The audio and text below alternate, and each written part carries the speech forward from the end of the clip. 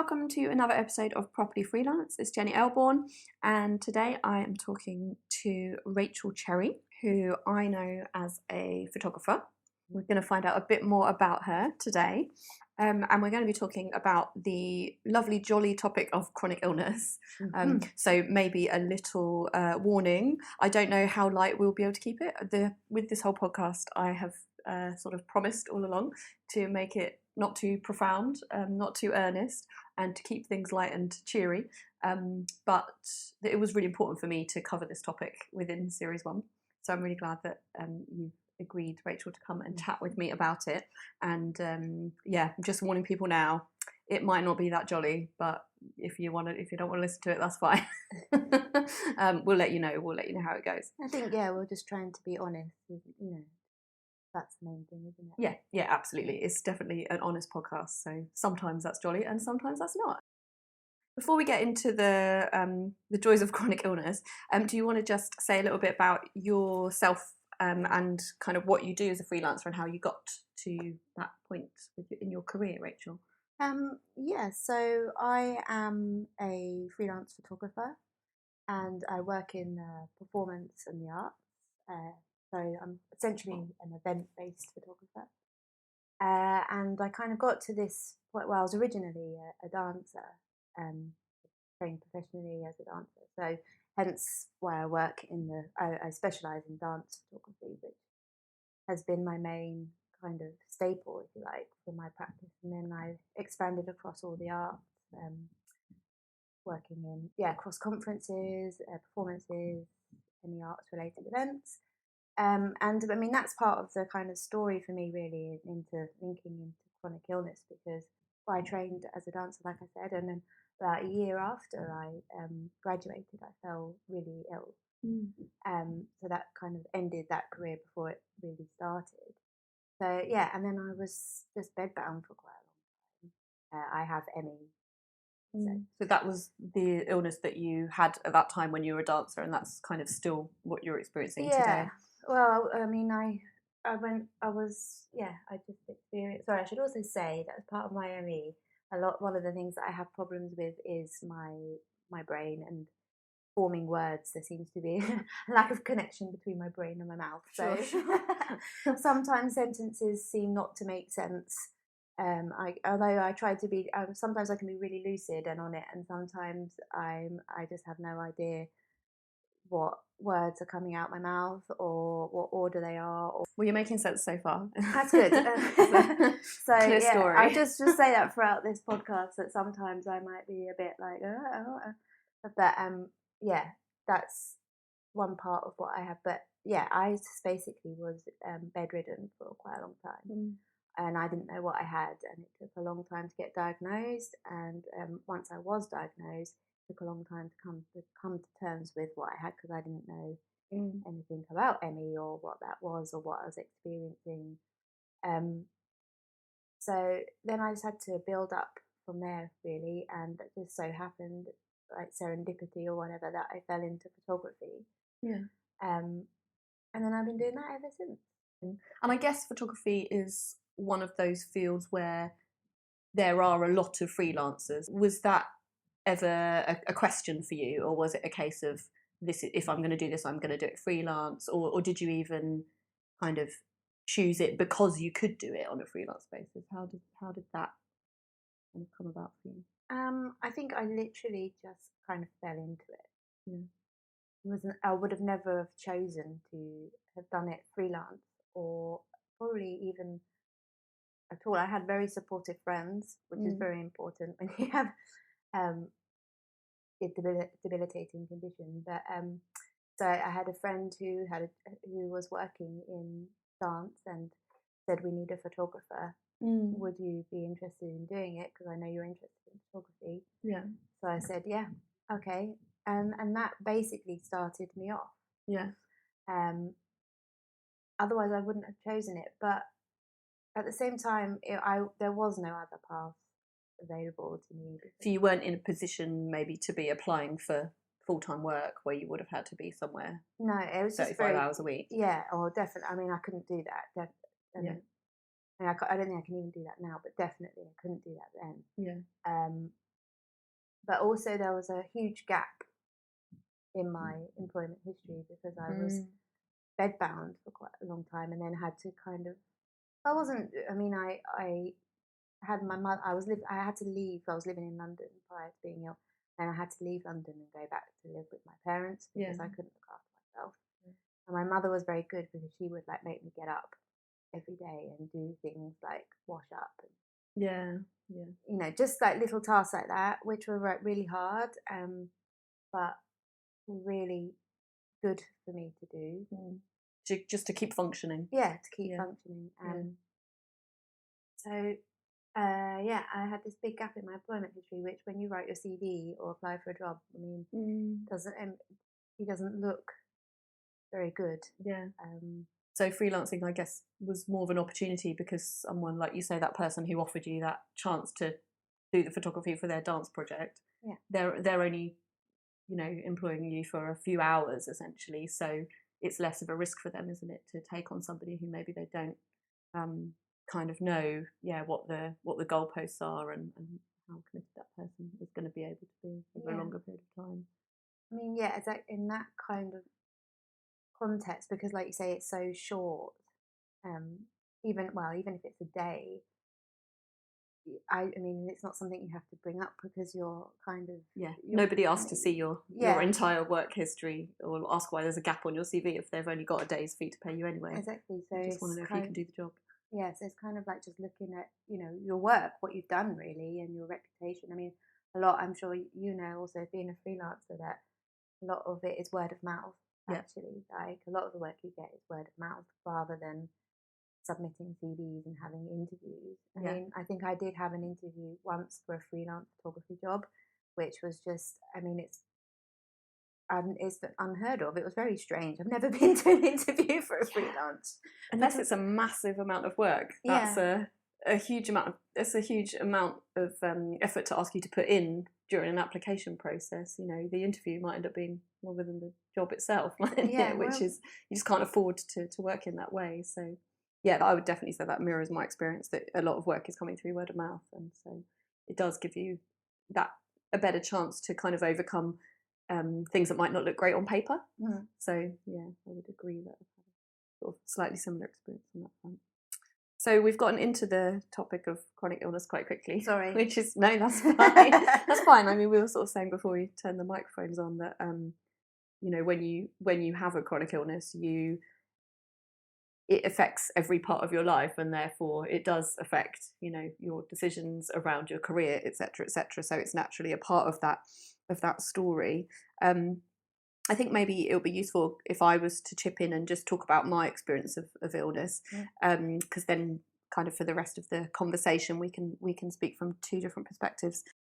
So I have regular migraines. They're not actually defined as chronic. For migraines to be diagnosed as chronic, you have to have 14 per month. So that's, you know, like one every 2 days, which is a lot. I've had, at my worst, I've had more than 10 a month. Now it's a lot less than that. So I've kind of found ways to manage it, and I would say typically now I probably have maybe 6 a month, something like that, but it's very peaks and troughs. So recently I went for 19 days without having one, which was like a miracle. And then I had 4 in a week. So it's definitely something that, you know, I don't feel like I'll ever necessarily get a complete hold of. You can't necessarily control it to you know, down to the finest detail, but I do feel that partly through freelancing, actually, and the control that brings me in my life, I have managed to get into a much better place with it. But it's still often the first thing that I think about when I wake up in the morning. You know, how am I feeling today? Am I going to have a migraine today? And it's certainly something that is near the front of my mind every time I commit to, say, working an evening, or, you know, having to be somewhere in the morning at 9 o'clock in the morning, partly because I know that sleep is a big factor for me, and some of the other things that are factors might be a little bit out of my control. So I try as much as possible to control the things that I can, which, sleep is a big one of those. And so, yeah, for me, I've found eventually, after kind of quite a long, winding journey into this particular type of freelancing that I do now, I've found that the flexibility and the control over my work that gives me is a really good thing, because it allows me, I hardly ever have to be anywhere at 9 o'clock in the morning. Mhm. And I will only take a job that involves that if it's something that, I've weighed up the pros and cons and I've gone, actually, that's worth the risk for me. And for example, I'm not having to do it 5 days in a row that week, or, I'm not doing it at a point where I've got so much else on that I think it's going to make me really stressed, which can be another trigger. And I just have those choices, which I don't think you get in the majority of kind of more traditional payroll type jobs. It's kind of like managing yourself. You have someone once told me about like a scoring system, kind of like, and well, I had cognitive behavioural therapy when I was first diagnosed. It's a way of trying to manage, if you like, my condition. So this whole idea with ME, for example, people tend to kind of do this thing which they call boom and bust. So when you're feeling a bit better, you do everything, and then you completely just bust because you just exhausted yourself. Or alternatively, if when you stop doing that, then you just collapse in a heap. We all know that. I think most people experiencing that when they work really hard and then they take a break, and then they're often ill during that time. Yeah, your body just can't take anymore. Yeah. So, like you say, we have to manage our conditions, and sometimes that can't happen because sometimes it's unpredictable, and you might wake up and feel terrible, but there's no reason why you feel like that. But yeah, I'm like you. Mornings for me, I'm just not a morning person, so I will. It takes me quite. I mean, this is like, what time is it now? Oh, it's 11 o'clock. Yeah, that clock is fast on the wall. It's only 11 o'clock. It's only 11 o'clock. That for me is quite early. Yeah. I don't. Yeah, it's just I'm very, very slow in the mornings, and kind of takes me all day to kind of warm up. But actually, I prefer it when I am working during the day on like a job, because it kind of to have something to go to. I need that kind of kick. I think I agree with you that I do like to have something to get up for, but I'd rather it be at, for me, 10 o'clock is infinitely better than 9 o'clock. Yes, I agree. Yeah. It just, especially in the winter when it doesn't get light until 8 o'clock, like I just, I can't manage those super early mornings. And I would imagine you might have experienced some, this to a more extreme degree, because I know about some of the conversations around ME, but for a long time I felt quite like I was a bit pathetic for not being able for thinking, actually, I can't do a job where I'm going to be somewhere at 9 o'clock every morning. And, because there are so many people in my life who are that's just what they do, and they just accept it and they get on with it. And they maybe say, oh, I don't feel great at that time in the morning either. And it's so difficult because you can't really ever properly compare yourself to what someone else is experiencing and how difficult they're finding it. But I think actually working within disability arts and kind of hearing the conversations that go on from sort of the field of disability politics has made me realise that, we're all different. We have things that we need. And if what I need is to not have to be somewhere at 9, but I'm happy to be there at 10, then I need to like embrace that and own it, and that should be okay, actually. Yeah, totally. I think, like you say, that we think whatever, we are all affected differently. Even people who suffer with the same conditions as us suffer differently. Experience have different experience, or are affected differently. Yes. So you should, if somebody says that that's what I need, then that should be enough. That should be accommodated, because we are all different, like you say, and we all if we have needs, they need to be met somehow or other. And that's the thing I think also, and I think I struggle with that also myself, in terms to my own, my own condition, my own being, is that a kind of, this kind of stigma, if you like say being lazy or whatever.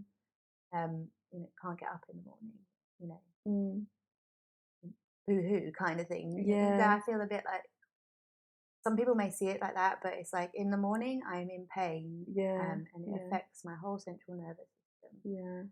And I basically wake up feeling like I have a hangover, and that affects, my entire kind of fascia inside and everything, from like the back of my eyes down through inside down my spine column.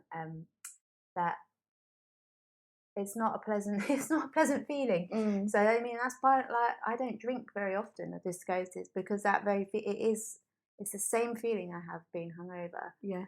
So I don't like putting that, into my body. I do drink. I'm not going to say I don't drink or whatever. I do drink, but I'm very careful about it, because I feel like that anyway. I feel hungover anyway without having a drink. Yeah.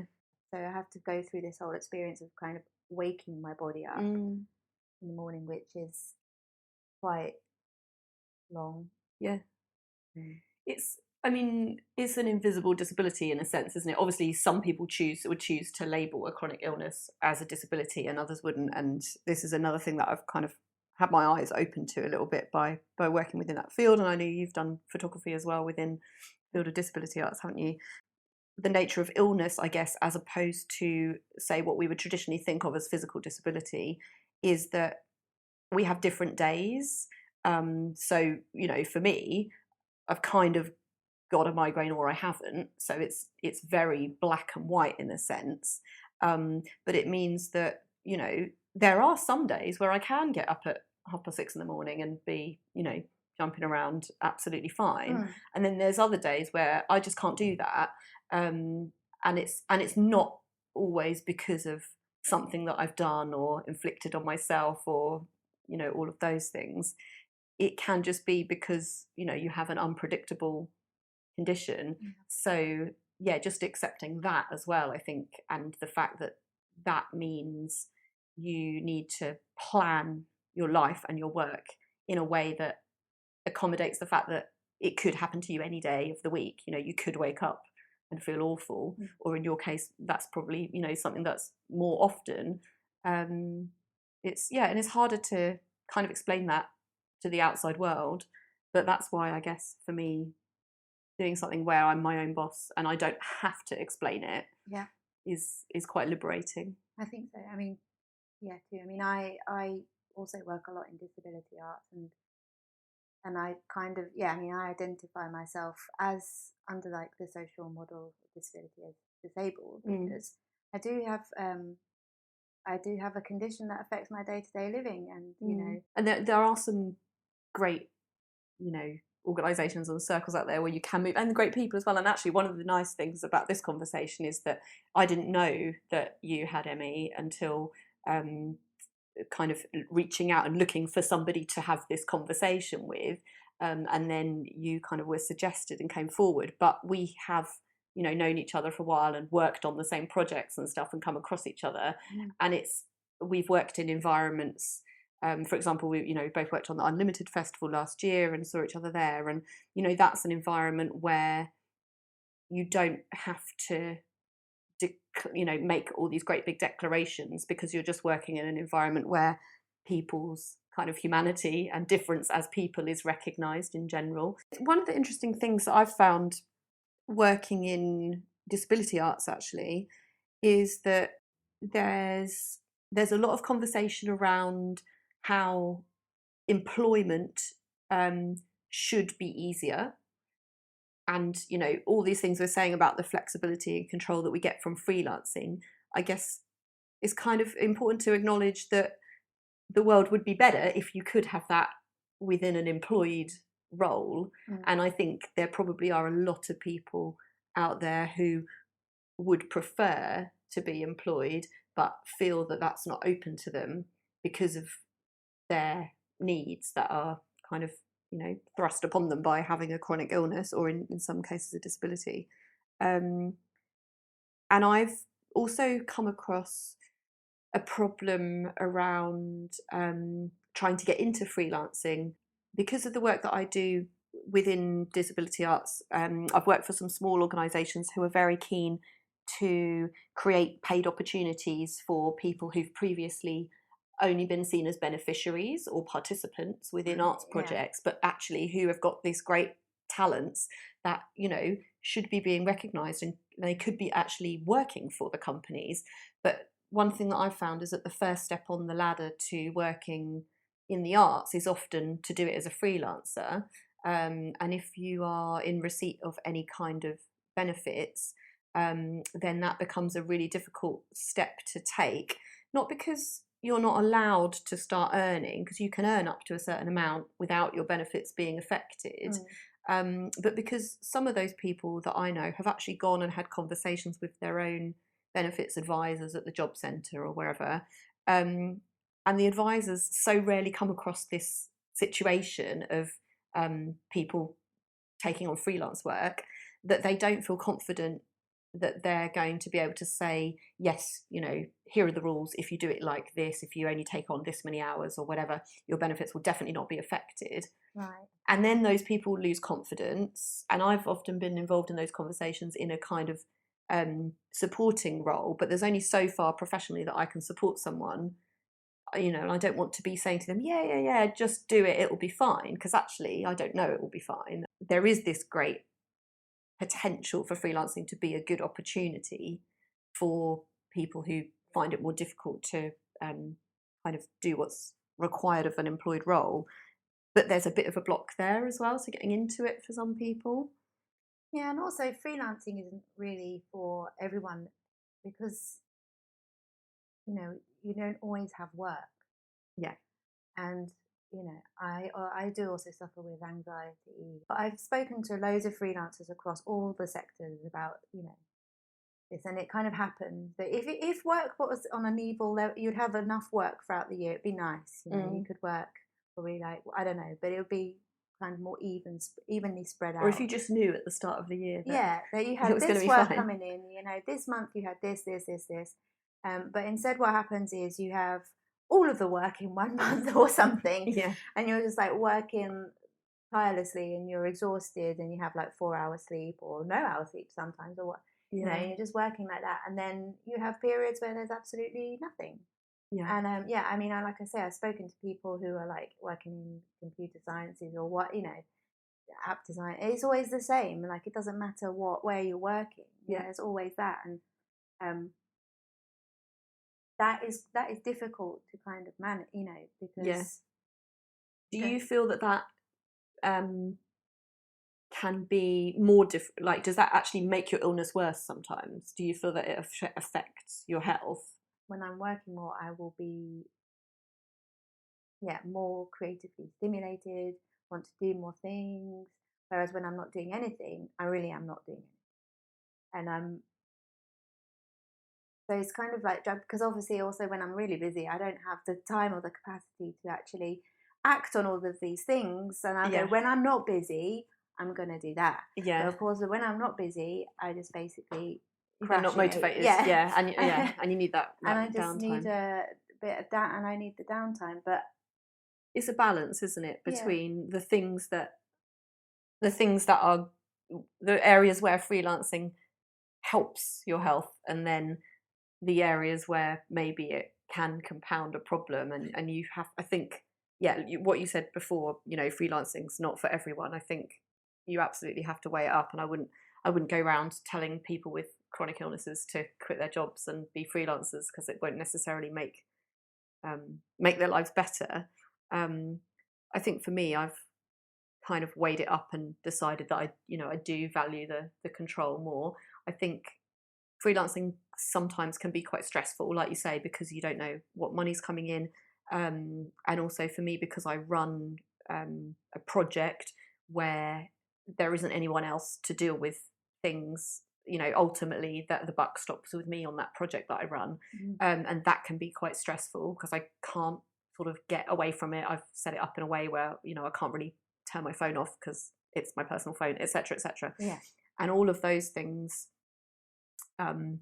feel, I'd say, when I have a migraine, stress feels more stressful. Yeah.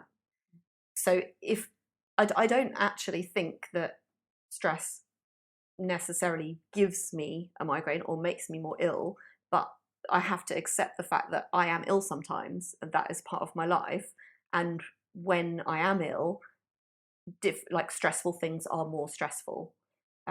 So for me, I've made the decision that actually, in the experience that I have of doing kind of a payroll job, it still gets quite stressful sometimes, and therefore I'm still gonna have those times where I'm not happy, and with less control, that's probably worse in the long run. But yeah, it's a fine balance. I mean, I've applied for jobs to be employed, and I do actually some kind of academic tutoring, which is employment. Because I mean, for me, like I was saying, going back to what I was saying at the beginning, like I kind of fell into photography, but also it wasn't just about a choice about illness. Actually, it was also a skill set that I had or didn't have, which didn't lead me into the type of employment that I wanted. You mean because you were trained as a dancer, Yeah, as opposed to? I mean, obviously, there are lots of dancers who have many other skill sets. For me, because I think it's because also I had that massive gap where I was literally doing nothing, which is like a huge void in your CV that you have no. I wasn't developing any skills. I wasn't or gaining experience, which a lot of people at my age were doing at that time, because obviously we'd just graduated. Yeah. And they were networking. Yeah. And in whatever area they went into, they were working on the skills or getting jobs in order to develop the skills that they wanted to go where they wanted. And I didn't have that. So I had this void of nothingness, which has made it very hard. And then also because I've been a photographer, I have a lot of transferable skills, but you're on your own. Yeah. So how do you then say that your skills are transferable to teamwork? So what do you tutor in? Again, I remotely tutor. I work in dance. Oh, so, okay. I wouldn't have known you could be a remote dance tutor. That's cool. Well, it's on their academic, so it's on their written work rather than practical. But so I do that remotely, so I don't even have to go anywhere or communicate with. All communication is over email, which is great. Yeah.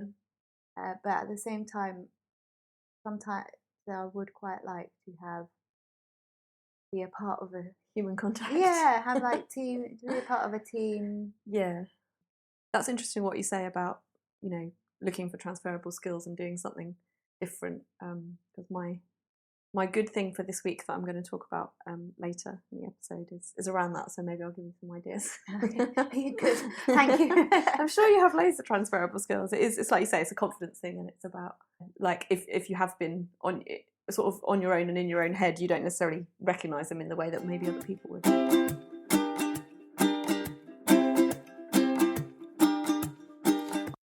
We've covered largely the pros, I guess, of freelancing, which is hardly surprising because we're people who've chosen to do it, so we probably want to look on the bright side.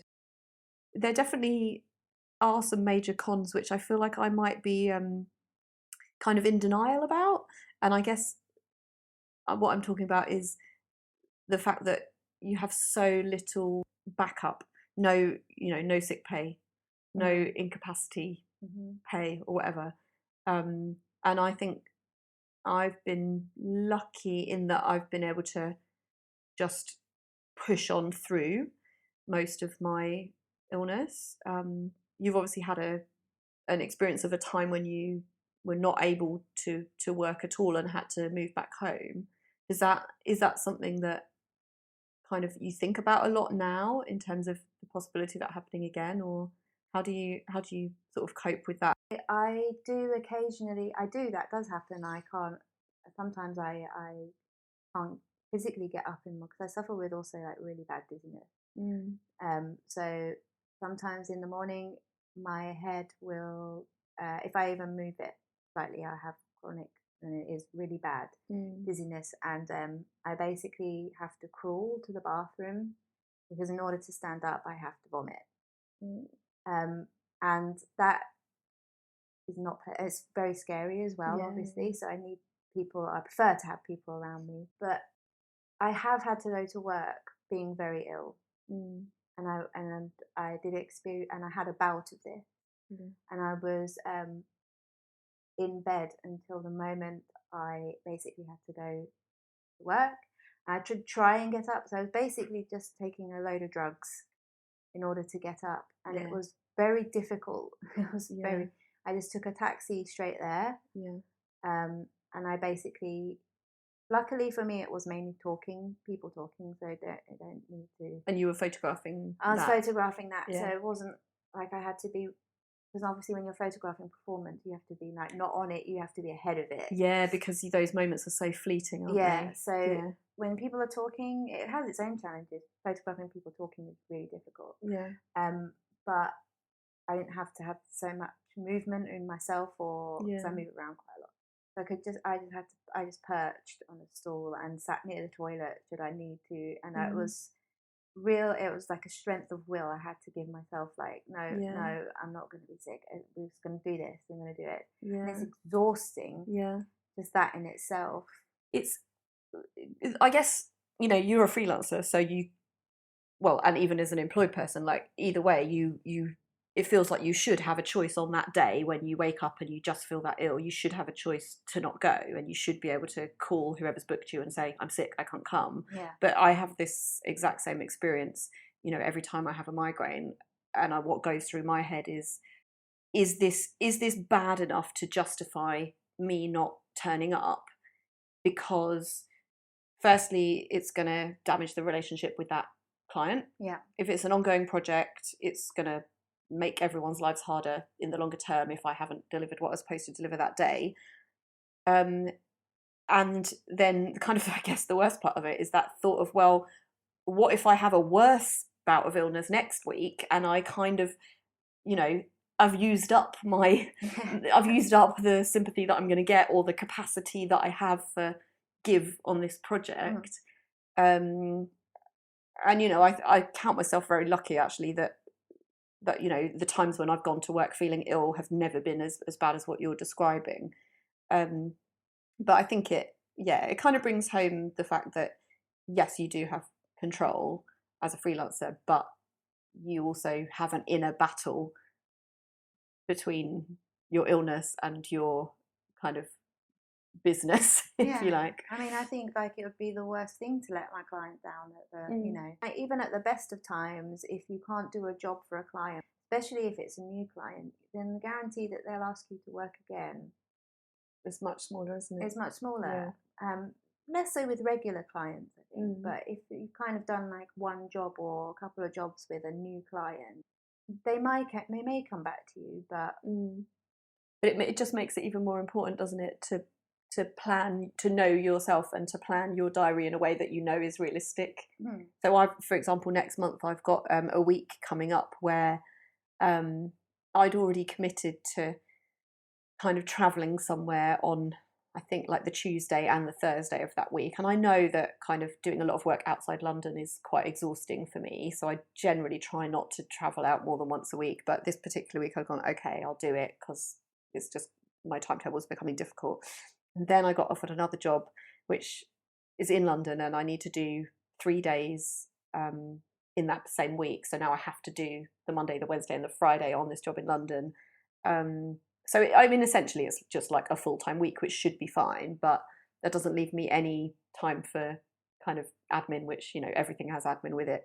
And it means that I'll have to travel, instead of kind of traveling and maybe staying away, I'll have to kind of do this yo-yoing thing. So I'm kind of already looking at that week, which is in about a month's time, and going, I know that's not going to be great for me. I'm probably not going to feel good by the end of that week. just because it's likely to affect my sleep and my stress levels and all of that. But it's okay because I don't let that happen very often, and I know that I'm going to give myself some time off straight afterwards. But yeah, I wouldn't, if I planned in 3 weeks like that in a row, I wouldn't get through it, and I would end up letting someone down and not enjoying the work, which is, I guess, the other thing, isn't it? Is how much do you push yourself if you kind of if you know you're just going to be feeling so ill that you're not going to enjoy it. I mean, yeah, I was in Liverpool last week, just for kind of like 2.5 days, really. But yeah, I mean, I came back and I was working there, and yeah, when I came back, I really felt it. You just don't realise how exhausting travelling is. Yeah. But also, I was thinking, you know, because you're staying in a hotel or whatever, and then you're not eating, or you're just not doing you're not doing the things that you know that you need to do necessarily. Yeah. Like, I didn't have a bath in my hotel. And when I'm working, I like to have a bath in the evening. It just obviously helps relax my muscles and stuff. Yeah. And in the morning, I always have showers for me, because Miami attacks my central nervous system, like across my shoulders and my back, and also because I carry a heavy camera bag, just impacts on that even more. So having a shower for me in the morning, I know that just kind of wakes things up a bit, and I feel a little bit different after I've had a shower. You know, I feel a bit more alive. Yeah. But yeah, in the evening I like to have a bath, and then I like to have, you know, obviously you have to eat like proper food, and you don't eat proper food when you're working all the time. You know, and you're in a hotel. Yeah, you can't cook it yourself. You can't get what you actually want, can you? So you just have all these things that kind of add up, and then it's taken me like nearly all week to kind of recover, really. Yeah, feel back on top of things. Why do hotels not have baths anymore? This is a niggle of mine as well. I've been to so many places where, and I don't have a bath in my house because we have such a teeny little bathroom. It's only got a shower. So when I go away somewhere, that's one of the things I'm always like, oh, that would be a nice treat to have a bath. So many hotel rooms don't have them. We even went to like a really posh hotel in Berlin for our honeymoon, and there wasn't a bath. There wasn't a bath. I know. It's ridiculous. When I stay in corporate hotels, shall I say, I think they usually have a bath, I'm sure. Maybe. Yes, they do. Last one I stayed in did. You start putting that down as a one of your access needs, can't you? I need a bath in my hotel room. Yeah. And that's totally reasonable.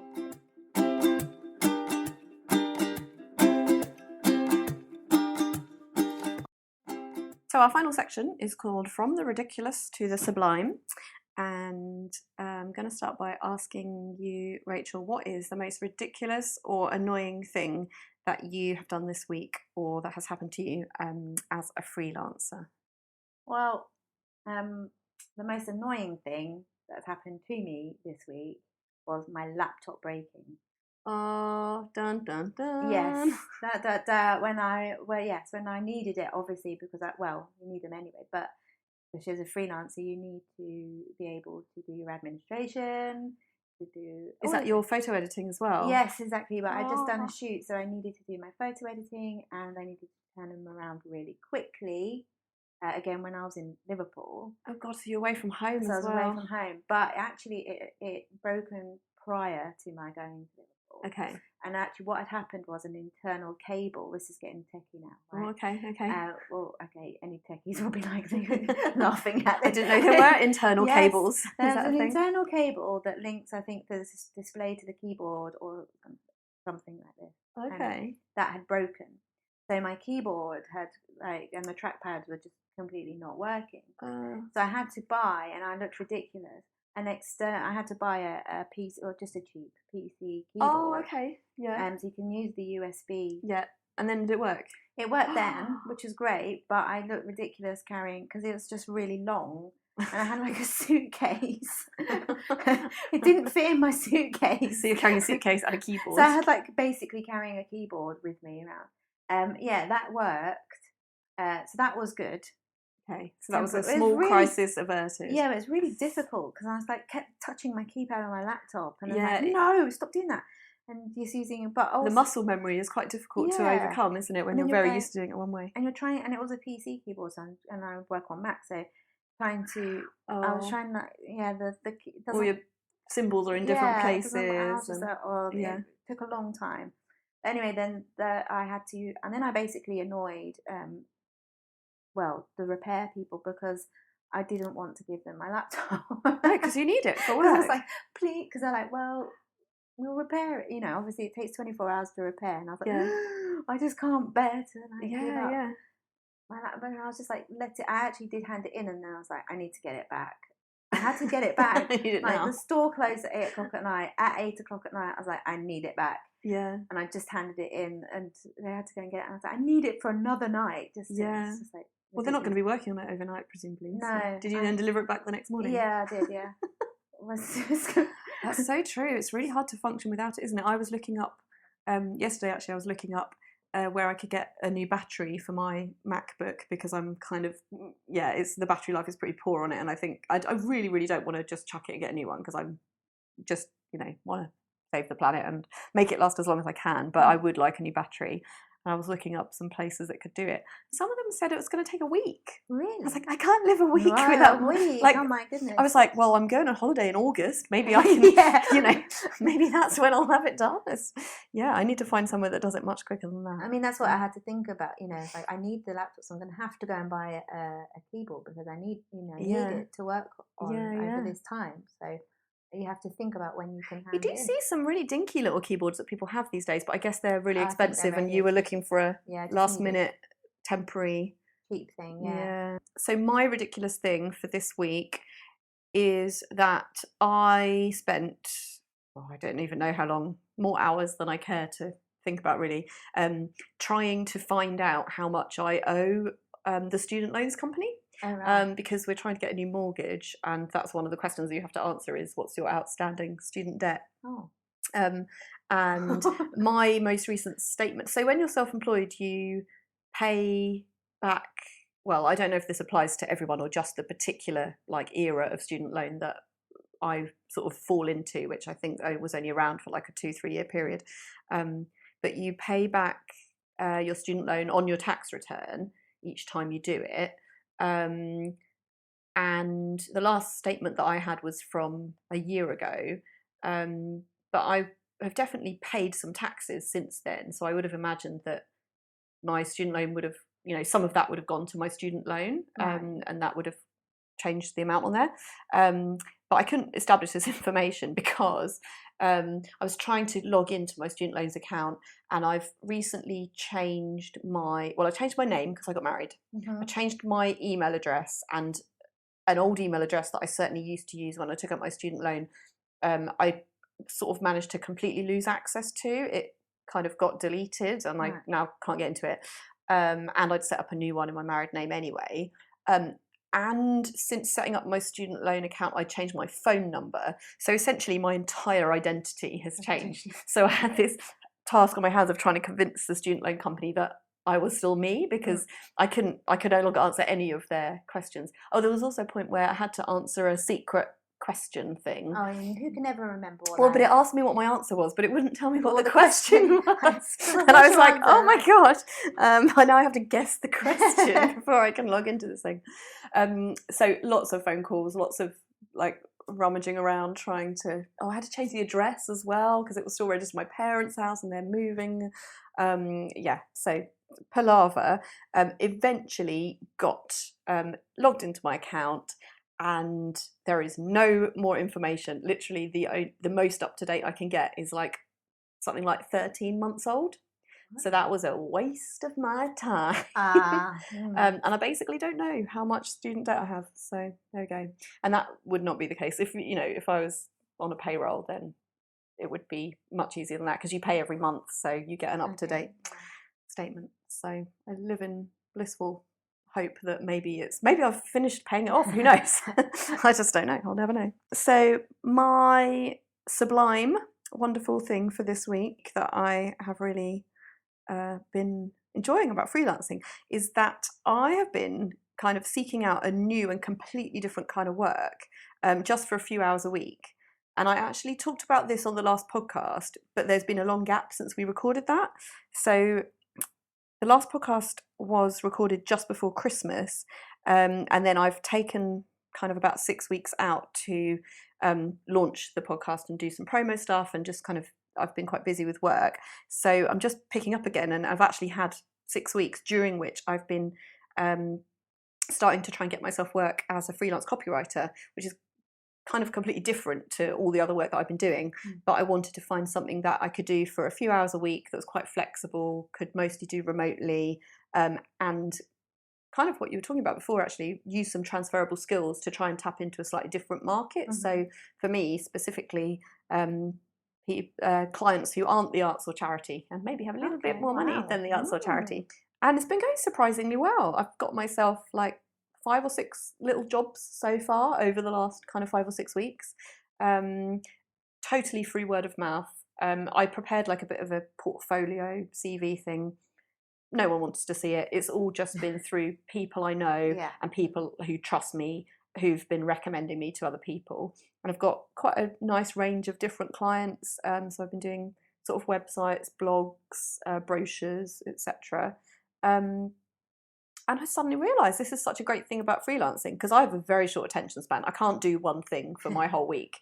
And if you're a freelancer, you don't have to. So my job description now has got 5 different types of work in it, with now this kind of extra little string to my bow. It definitely is not a kind of job description you would ever find on a, jobs website, because it's just all different things that I like doing that, don't necessarily have one clear kind of narrative to them, but what the hell, I can do them if I want to. So that's my really nice little thing to report for this week, that I've just kind of added something to my portfolio. And I the work's not kind of flooding in. I think if I was suddenly trying to be a full-time copywriter, it would be a lot more difficult, but a few hours a week, a little bit of word of mouth, it's gone well. So I would definitely say, if this is something you just fancy trying that's completely different, then because I'm thinking, just give it a go. Just give it a go. I'm thinking more that I want to kind of, it's a thought, it's a dream, shall we say, could make it reality. I'm saying this now, wondering on the podcast, that I want to kind of get back into my root, because I come from a movement background. I'd really like to, and I haven't felt in all of these years. I mean, once I trained, I kind of ran away from dance, if you like, and didn't really want to do it that much. I just needed a break. But now I kind of feel like I want to get back into exploring that a bit more. Somehow. I'm not really sure how yet. But you totally can, and you can do it as a, you can do it while knowing that you've got your photography career, which, pays the bills, or whatever, that will always still be there on the same basis that it's been there for, however long you've been doing it. And there's nothing stopping you from trying your hand at something else, exactly. A little bit of time. So you can just kind of, no one even has to know. Well, you can sort of have multiple personas, can't you? I'm not gonna, if I'm just gonna, like on LinkedIn now, I've just called myself a copywriter because I think that's the main thing that I'm going to use LinkedIn for, is to try and get that work, whereas all my other work comes through other people. You can have multiple kind of business personas, and you can just go about it. You don't have to just call yourself one thing and do one thing. And I think there's a bit of a myth out there that you do. There's this kind of idea of branding and how important your story is. Yes, it is when you're trying to get a piece of work, but you can have multiple stories. So there we go. That is my sublime story for this week. And I'd love to finish the podcast by asking you, Rachel, to share with us something that you have enjoyed this week as part of your freelance life. Well, I don't know if it's this week, but generally recently I've having, again, because I have a lot of friends who are freelancers and creative. We have we just talk, so it's really good to talk about freelancing and all the things that, that bother you or that you need help with. Get it off your chest. Get it off your chest, but all the good things and stuff. And we were talking about having a well-being budget. Oh, that's a nice idea. I know. And I was like, well-being budget. That's because you might have that if you were in a payroll job, won't you? Exactly. They do actually have that in a lot of workplaces now. Yeah, she also has a paid. She's freelance. She has a freelance and paid. And in her paid job, she has a wellbeing budget. So I was like, Mm. I need a wellbeing budget. Totally. Why have I not had a wellbeing budget Yeah. in my many years of being self-employed? Yeah. So I now have a wellbeing budget. Great. And that includes things like having, as I love having a chair massage because it's really good for my back and my shoulders. So, and especially when you're carrying a heavy camera bag and cameras, they're heavy. So that for me, and knowing that that's part of looking after myself, but also within my professional practice. Yeah, linking it into that. It justifies it. Yeah, doesn't it? It's not just something I'm just going to have a nice massage because, which is good. I think self-care is really important. Yeah. But also kind of, you have to do, it's like I have to do this so I can function properly. Yeah. Within my professional capacity, because sometimes I think it has saved me actually. Like sometimes I've done like really long jobs and I had a massage afterwards, and I think that it's kind of helped. Yeah. So do you just book those in when you kind of know it's gonna benefit you, or do you have it regularly? How do you manage your wellbeing budget? Oh, I have just when I need it. Yeah. And it's just kind of, like walking one, so I don't book it or whatever. I just like, I really need to have a massage now. Oh, I might have to pick your brains about where to go for this, because I also really like having massage, and I don't know if it helps with migraine, but I feel like sometimes it does, and I have lots of achy joints and stuff. And the thing that I never quite managed to do is to book it for the right time slot when it's going to fit into my week. So I might have to quiz you about good walk-in massage places. Oh, yes. Oh, wellbeing budgets, that's a good one. I'm going to put that on my list, and that's a very lovely note to end on. And I hope everybody listening is going to be setting themselves up with a wellbeing budget from now on. Bro, thank you so much, Rachel. It's been really lovely to chat with you, and I'm so glad that we managed to fit this topic into our first series. So we'll maybe try and catch up with you when you've done that extra thing that you now declared on a podcast you want to do. Oh god. You're committed. I have to do it now, don't I? You have to do it now. Yeah. Cool. All right. Bye, everyone. Bye.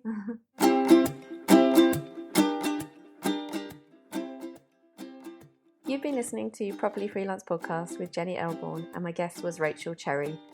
The music is by Sarah Weiler, and the podcast is supported by Impact Brixton. If you've enjoyed the show, or if you'd like to talk with me about any of the issues that have come up today, please do email me on properlyfreelance@gmail.com or tweet me @properfreelance.